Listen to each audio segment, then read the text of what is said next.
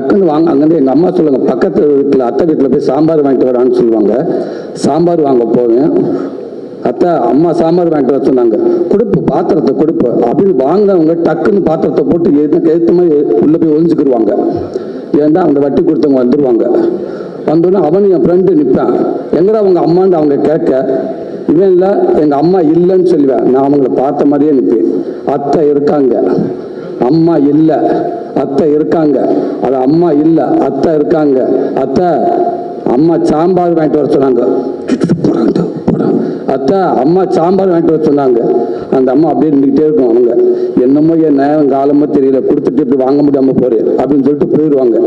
இப்போ நான் எங்கள் வீட்டுக்கு போனால் எங்கள் அம்மா அங்கே இருக்காது. சாம்பார் வாங்கிட்டு வர சொன்னேன் எங்கள் அம்மா இல்லை. எங்கள் அம்மான்னு பார்த்தா அதே மாதிரி எங்கள் அம்மா இப்போ இவங்க எங்கே நிற்கிறாங்க, அந்த பவுன் தான் இப்போ எங்கள் வீட்டில் நிற்கும். இப்போ எங்கள் அம்மா அந்த நெல் பானி கடையில் போய் உட்காந்துருக்கோம். அம்மா இப்போ காட்டு என் ஃப்ரெண்ட் அங்கே வருவேன், எங்கடா உங்க அம்மா, நான் எங்கள் அம்மா இல்லைன்னுவேன். அவன் அத்தை இருக்காங்க, அம்மா இல்லை, அத்தை இருக்காங்க, அம்மா இல்லை, அத்தை இருக்காங்க. கொஞ்சம் பேசிட்டு போயிடுவாங்க. இப்படி பல நாள் பல பானைக்கு நடுவில் ஒளிஞ்சிருந்து அவங்க வரப்ப அவங்க பதறத, அவங்க போராடி அதே மீறி அந்த வாழ்க்கையை எப்படி மீட்டு எடுத்துட்டு வராங்கன்றத பல தாய்மார்களை இந்த மேடம் மூலமா நான் பார்த்துருக்கேன்.